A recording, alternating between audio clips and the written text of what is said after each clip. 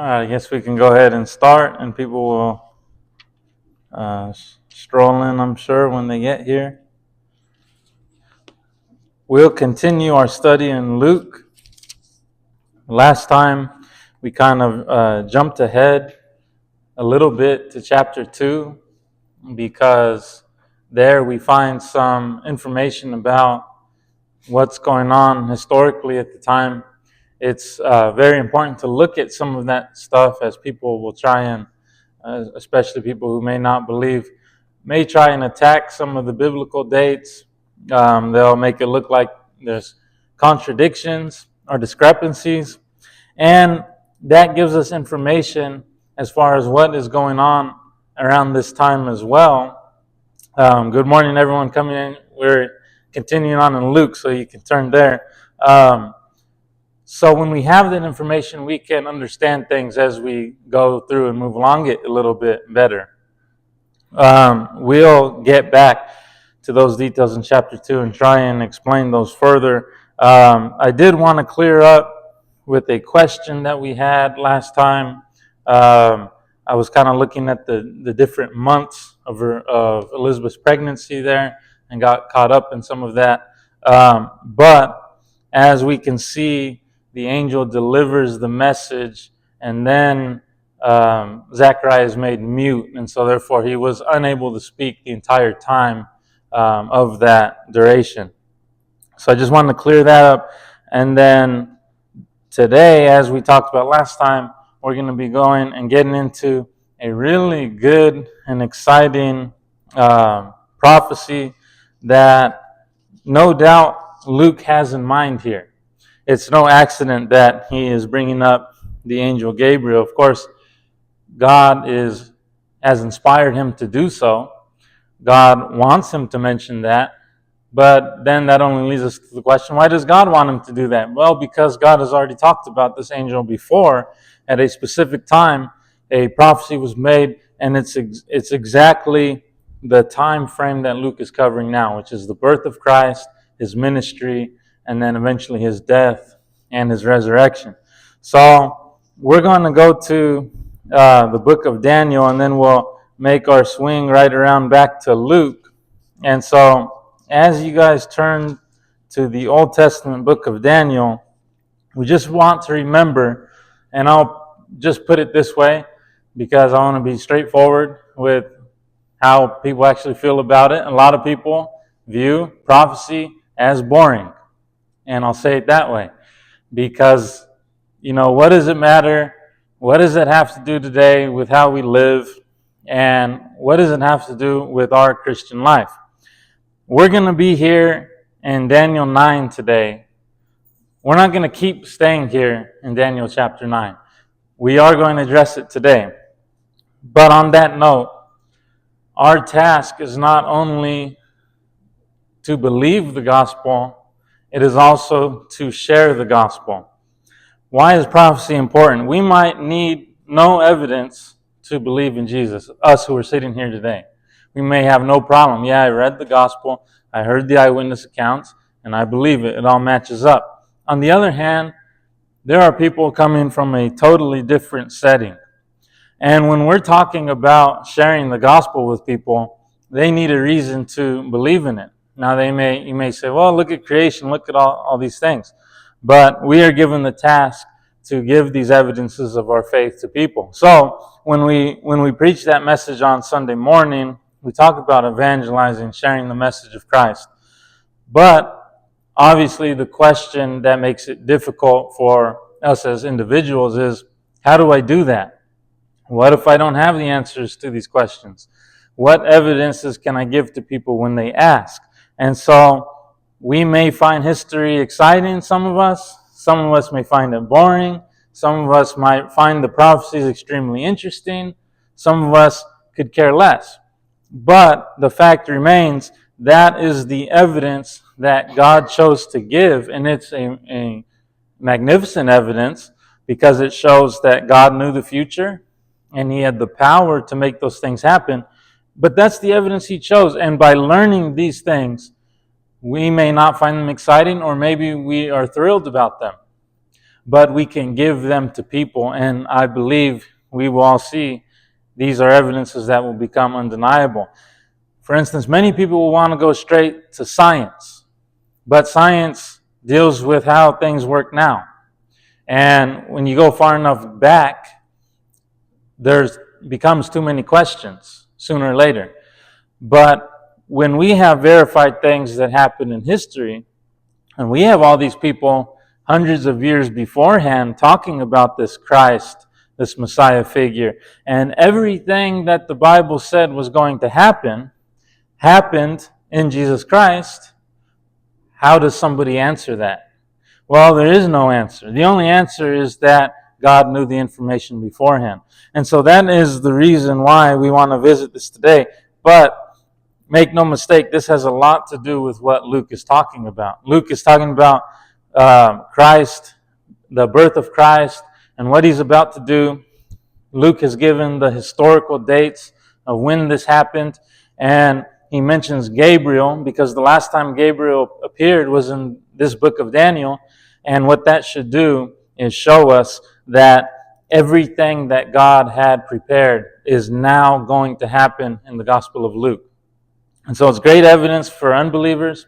It's great things to build. It's a great thing to build our faith on. And it's good to just know and be able to give this to other people. That being said, here in Daniel 9, this can get rather complicated. So I will also put it this way. I will make this as simple and straightforward as possible without getting caught up in all the historical details. Just trying to take the information we need about Jesus so that we can understand it. So when you look at Daniel chapter 9, when we pick up in verse 20, he was saying a prayer because the Jewish people are now in captivity. They were taken from their land and they were taken to Babylon. And there was a prophecy that Jeremiah had made that said in 70 years, they are going to be able to return back to Jerusalem. And Daniel, no doubt, contrary to what some people try to say, he no doubt has that prophecy in mind. Because when you look at Daniel 9, verse 2, it says, in the first year of his reign, talking about Darius, I, Daniel, perceived in the books the number of years that, according to the word of the Lord to Jeremiah the prophet, must pass before the end of the desolations of Jerusalem, namely 70 years. So we have 70 years right there. We know it's years, not days being discussed, because he's talking about what Jeremiah had talked about, which was 70 years. Now, why is that important? Because a lot of people will get confused when we get to the weeks, but there's a very simple explanation for what is meant by 70 weeks. But here we have 70 years, and that's what Daniel was wondering about. In the meantime, he says this prayer about asking God to forgive his people for what they have done and to have mercy on them and hear the prayer. And Gabriel is sent to respond to Daniel's prayer. So in verse 20, he says, while I was speaking and praying, confessing my sin and the sin of my people Israel, and presenting my plea before the Lord my God for the holy hill of my God. Now he's speaking of Jerusalem when he talks about the holy hill. That's the holy city. Verse 21, while I was speaking in prayer, the man Gabriel, now he calls him a man, but he says, whom I had seen in the vision at the first, came to me in swift flight at the time of the evening sacrifice. So we know an angel is being discussed here. Luke, what we've read, has mentioned the angel Gabriel. It becomes clear he was in a vision before. He's an angel, but he looks like a man in the vision. He has the appearance of a man, but he no doubt is an angel.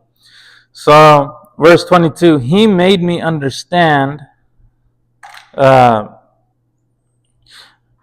me back up to verse 21. I'm not sure if I included all those details.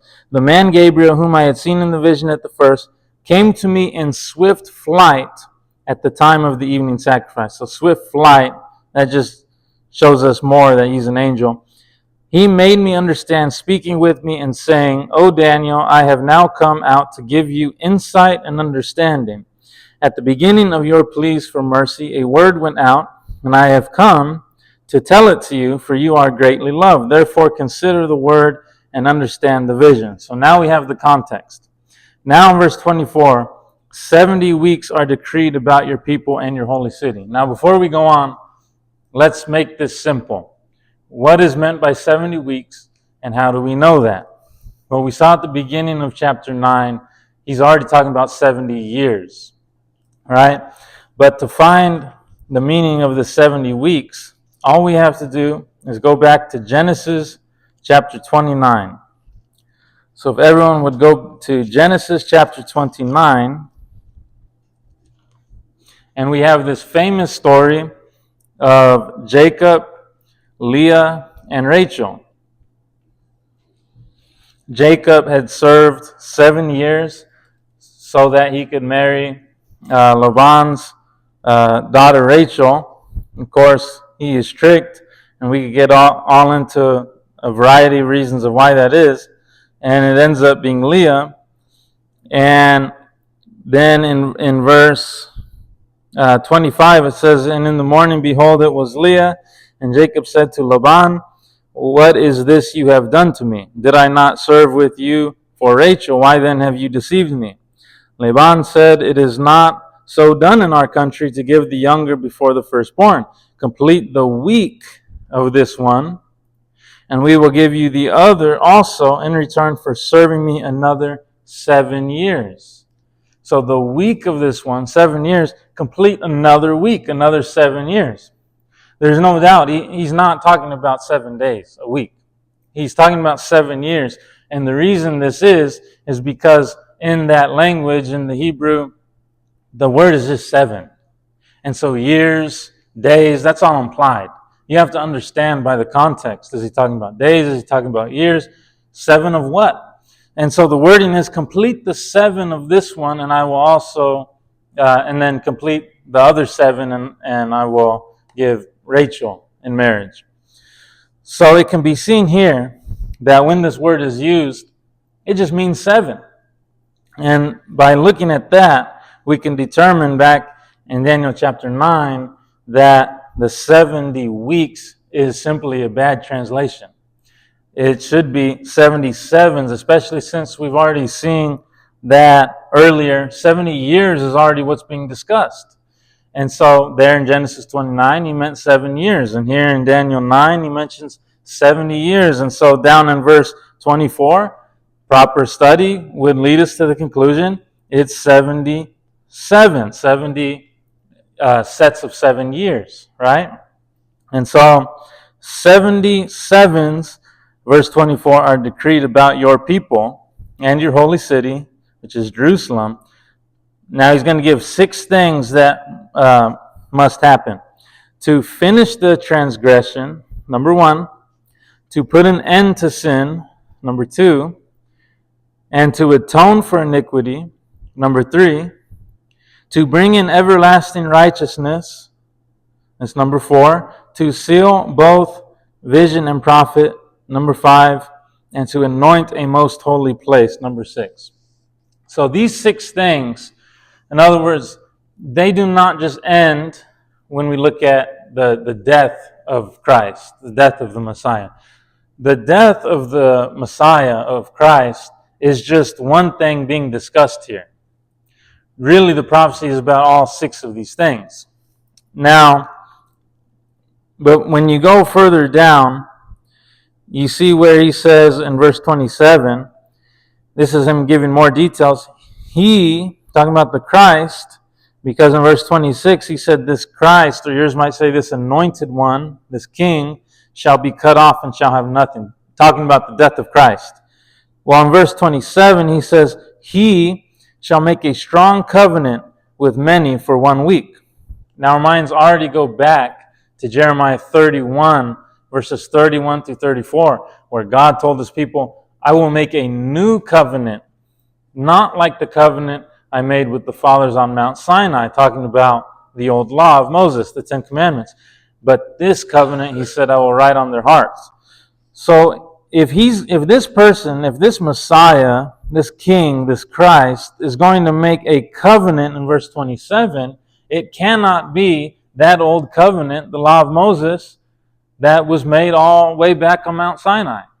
This has to be the new covenant. If he's going to make something, it's new. So he's going to make a strong covenant with many for 1 week. Now we replace in our mind now with 1/7. 7, that's in that time span. And for half of the week, he shall put an end to sacrifice and offering. So in other words, when he's talking about the death of the Messiah, don't think he's talking about the full 70 sets of 7. He's talking about still what we're going to see in the 69th set of 7 and a half. So we'll configure all of that later. But for now, let's just back this up real quick, and because there's two options. We can take these numbers literally, or we can just take them meaning symbolically, like they have a meaning, a meaning of the message. If you don't take these numbers literally, which I do, and the reason why I do is because he's mentioning specific things in history that will happen, accompanied with these numbers. Why would he do that if it means nothing? Why wouldn't he just explain the meaning a different way? But I have no problem if you just say, well, I don't really take these numbers as literal. I just think they have some meaning, right? And that's fine. And the reason I say that is because when we look at Daniel 7, what did he say about this new covenant he's going to make? He said, look in Daniel chapter 7, and he said in verse 9, he said, as I looked, thrones were placed, and the Ancient of Days took his seat. His clothing was white as snow, and the hair of his head like pure wool. His throne was fiery flames, its wheels were burning fire.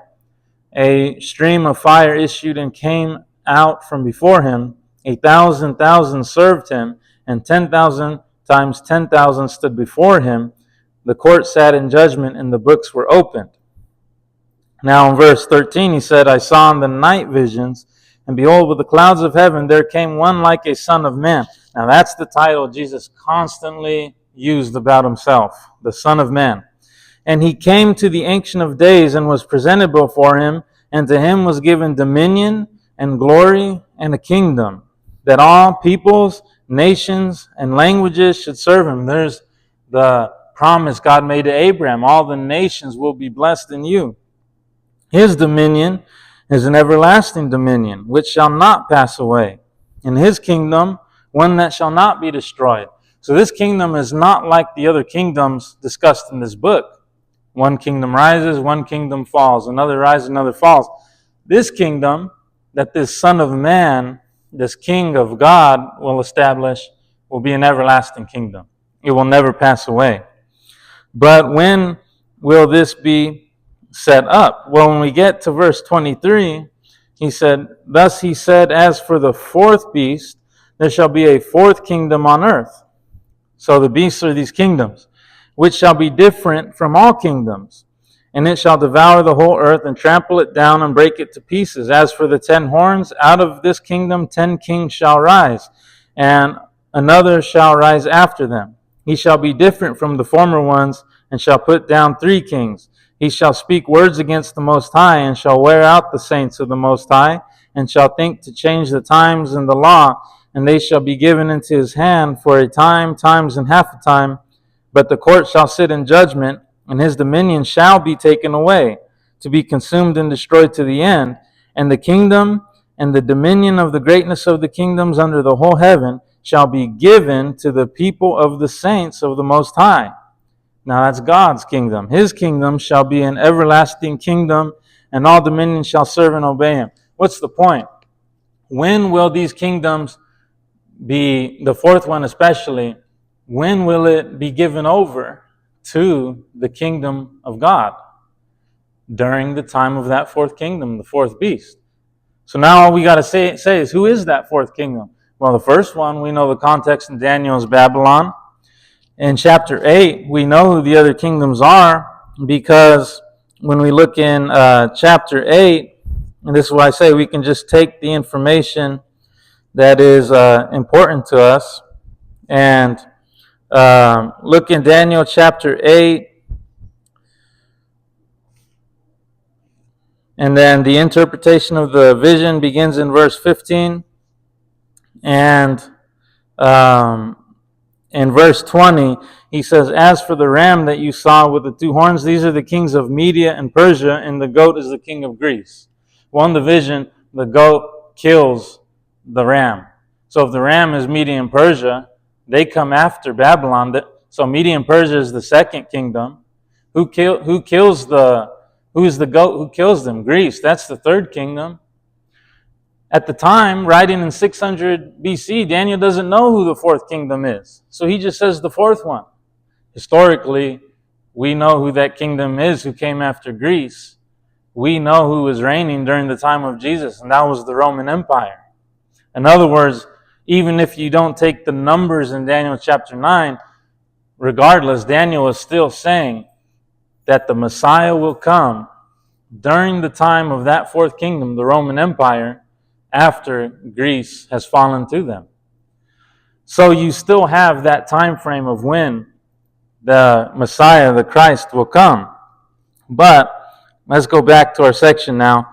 And we have our 6 things that are going to happen within this prophecy. We now know it's not 70 weeks. We would just say it this way, 70 times 7 years, based on what we've done about our study of this word. That's 490 years. 490 years. So now we've seen the details. Okay, the death of the Messiah is just something that happens within that time frame. When does that happen? Well, when we keep reading, he says in verse 25, "Know therefore and understand that from the going out of the word to restore and rebuild Jerusalem to the coming of an anointed one, a prince, there shall be 7 weeks." Now that's just talking about some kind of king or ruler. But he says, "Then for 62 weeks it shall be built again with squares and moat in a troubled time." So the temple will be rebuilt, and now you have the 7 weeks plus 62, so we're at 69. 69, but then when the death of the Messiah comes, he says after the 62 weeks, but the 7 has already passed, so really it's 69 weeks or units of 7. He says, following in verse 27, that new covenant, that strong covenant he'll make, it will be that 1 week and half of the week. So you have 69 weeks times 7. That puts you at 483 years. Half of another week, 7 years, is 3.5. So that'll put you at 486 years. So in other words, Daniel, he doesn't know what this is talking about, but he should look towards the death of the Messiah happening in 486 and a half years. From what time? Verse 25 said, "Know therefore and understand that from the going out of the word to restore and build Jerusalem to the coming." So our question is, when should he start counting down those 486 and a half years from the going out of the word to rebuild Jerusalem? Well, this happened in the book of Ezra, chapter 7. So we'll turn back to Ezra chapter 7. And when they were in Babylon and Persia took over, King Cyrus, which we have an archaeological find, the Cyrus cylinder, that's basically word for word of what it is in our Bible, where King Cyrus told the Jews that they may go back to Jerusalem. But when we read Ezra, Nehemiah, and Esther, we see that the Jews had some enemies arise, and they wanted to prevent them from going back, and they tried to turn some kings against the Jewish people. And so that rebuilding was prevented. But here in Daniel chapter 7, we see in verse 6 that this Ezra went up from Babylonia. He was a scribe skilled in the law of Moses that the Lord the God of Israel had given, and the king granted him all that he asked, for the hand of the Lord his God was on him. And there went up also to Jerusalem in the 7th year of Artaxerxes the king some of the people of Israel, and some of the priests and Levites, the singers and gatekeepers, and the temple servants. And Ezra came to Jerusalem in the 5th month, which was in the 7th year of the king. For on the first day of the first month, he began to go up from Babylonia. And on the first day of the 5th month, he came to Jerusalem, for the good hand of his God was on him. For Ezra had set his heart to study the law of the Lord, and to do it, and to teach his statutes and rules in Israel. This is a copy of the letter that King Artaxerxes gave to Ezra the priest, the scribe, a man learned in matters of the commandments of the Lord and his statutes for Israel.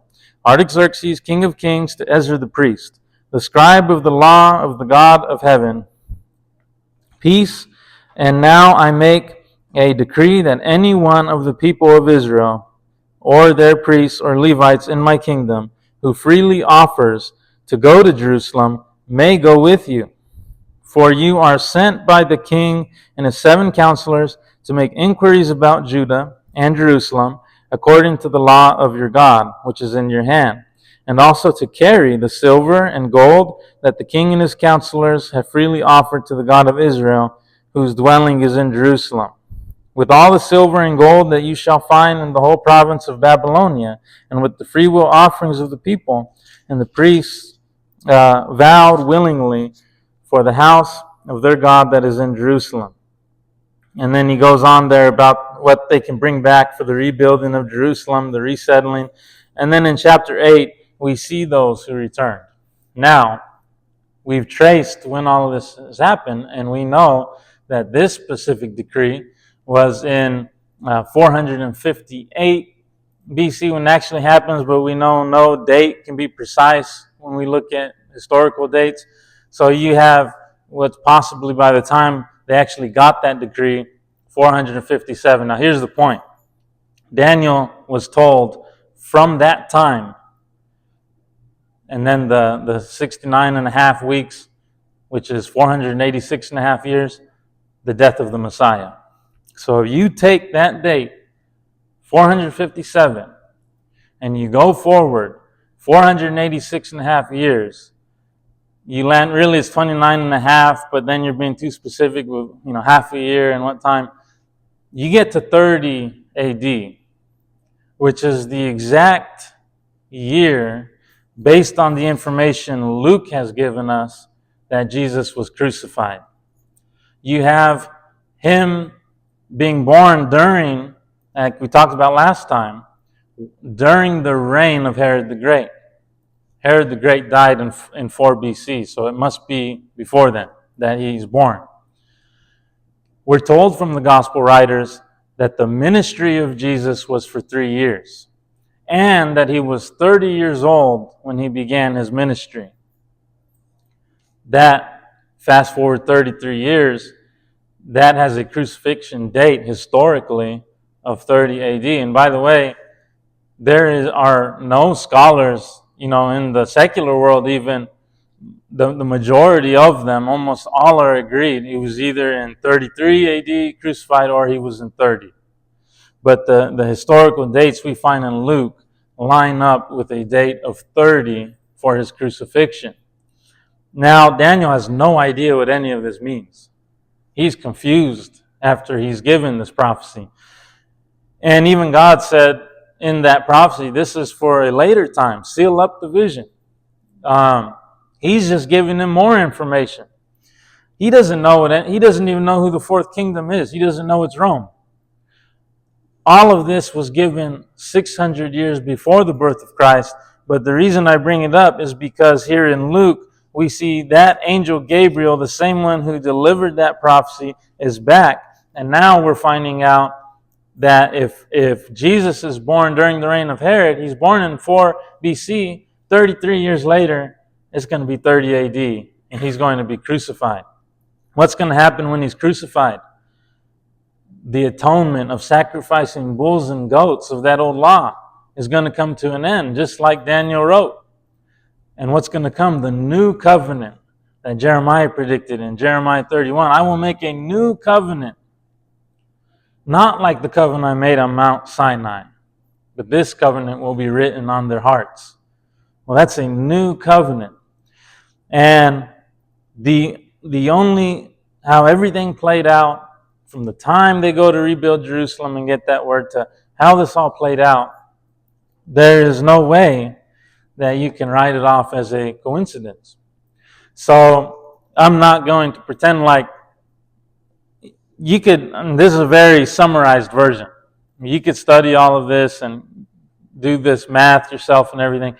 But I'm not going to pretend like you just give this one to people and they're going to be, I believe that's the strongest evidence I've ever heard.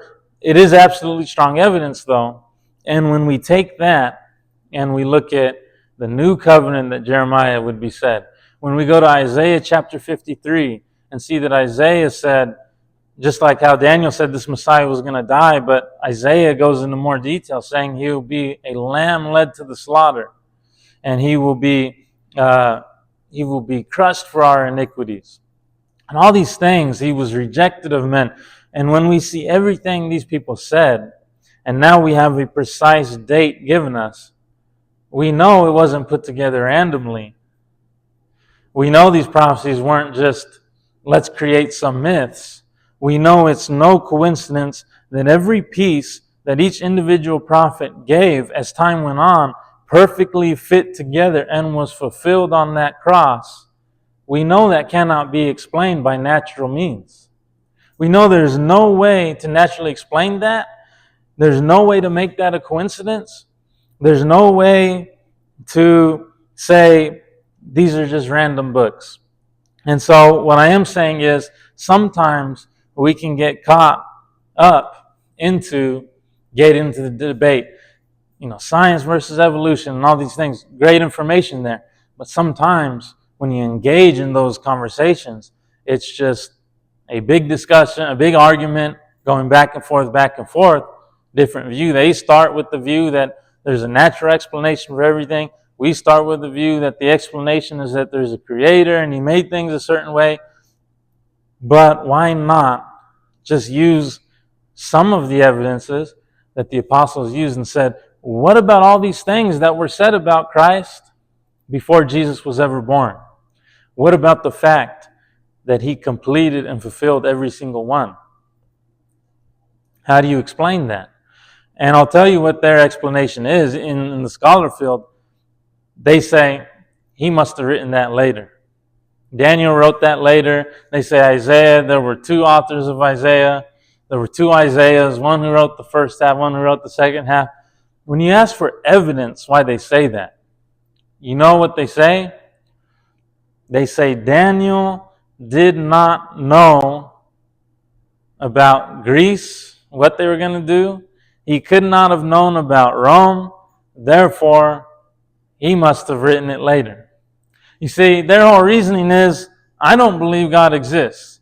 Daniel got this information, therefore it was edited later. But all the evidence in these books show it was written during that time. For example, Daniel writes his book in Aramaic and Hebrew. Now, who knew both of those languages? Only someone in Babylon?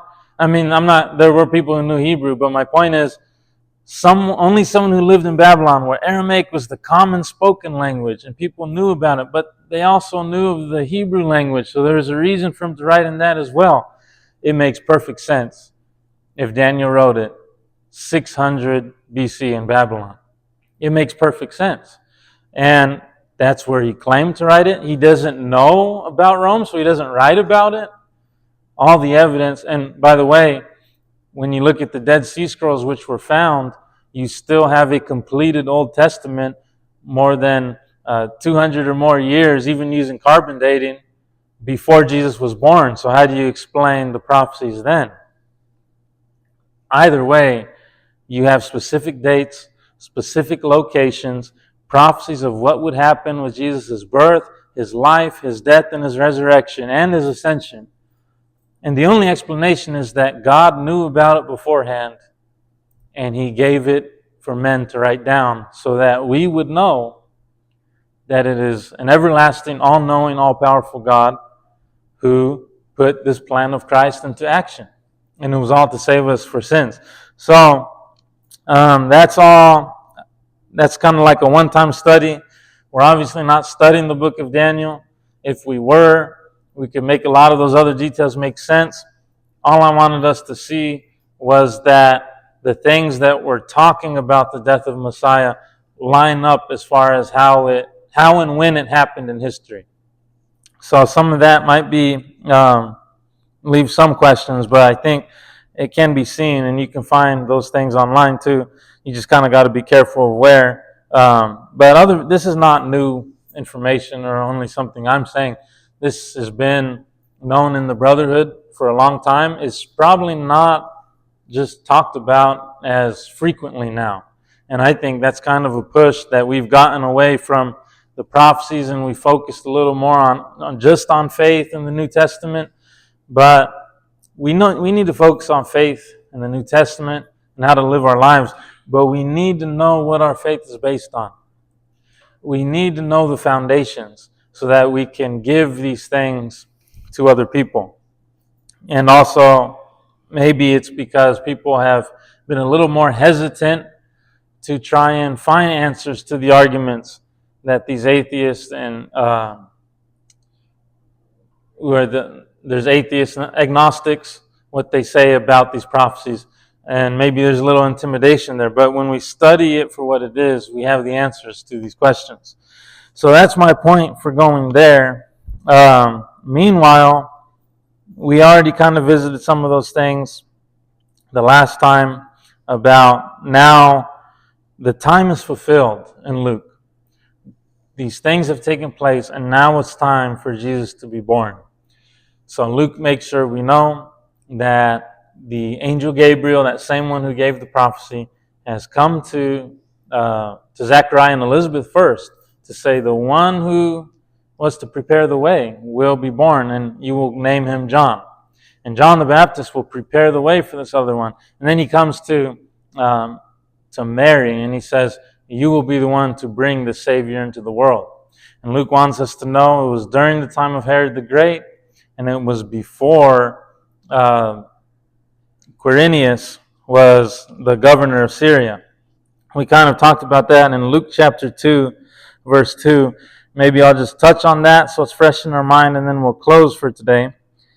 He says, this was the first registration when Quirinius was governor of Syria. That was in 6 AD.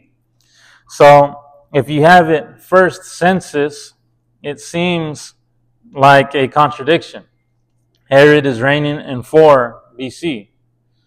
Quirinius becomes governor in 6 AD. Okay, how do we explain this? That's why it's important to read books as a whole, because in Acts 5, Luke also writing the book of Acts, as we've already discussed, both Luke and Acts were written to this Theophilus, and so both are written by Luke. And when we look at Acts chapter 5, totally different context. This time one of the Pharisees speaking, or it might be, it's the Pharisees. In verse 36, he says, before these days, Theudas rose up, claiming to be somebody, and a number of men, about 400, joined him. He was killed, and all who followed him were dispersed and came to nothing. After him, Judas the Galilean rose up in the days of the census and drew away some of the people. And when you track when this Judas the Galilean was, it's in 6 AD when Quirinius was governor. So my point is, Luke already knows about that census. He knows when Quirinius becomes governor. He knows there is a census. And he's clearly not talking about that same census here in Luke, the 2nd chapter. And so the ESV here in Luke 2, just to show you, I'm not just translating how the language would word it myself. Those who translate the English Standard Version even put a footnote here. And that footnote says, or it can read, this was the registration before Quirinius was governor. And so it's not just making stuff up. an accurate translation can be not that this was the first census when Quirinius was governor, but rather this was the census before Quirinius was governor. And I think that's the most natural way to put it, based on the information Luke has already given. Some of the reason for that is that the reason why one would translate it first census is because the word first is not an adverb describing when the census was, but it's an adjective describing the census. But of course, it wouldn't make sense in our language, but in their language, it can be describing that the census took place beforehand. So that is a legitimate way to translate that verse. And it makes sense with all the information we have. Luke knows Herod is reigning. Luke knows Herod dies in 4 BC. Luke knows Quirinius isn't governor until 6 AD. Why would he be saying that somehow they happened at the same time? He already knows of that later census, and he's going to write about it later. What we're seeing here, all the prophecy, all the details in history, how everything plays out, happened exactly like the Bible said it would happen. And so this should build our faith that we are not only following Christ, who is truly the Son of God, but we are following a Bible which is the perfect Word of God, and it came from God, who knows all things, and we can give these things as evidences to other people. So that's the value of it. Not that you'll be able to remember all of that, but you could study Luke on your own time, kind of do a deeper dive into it, and then if you get to the point after this book study where you know Luke really good, well, guess what? You'll be able to teach people the gospel just sitting down, Bible open to the gospel of Luke. And then I think that will really cause more people to come to not just come to your church, but want to be more involved and learn more about Scripture and maybe someday give their life to Christ. So that being said, that's all I have today. We can take a break after this. That way we have a little more time before worship. But any questions just before I close this? All right, well then we can take our break.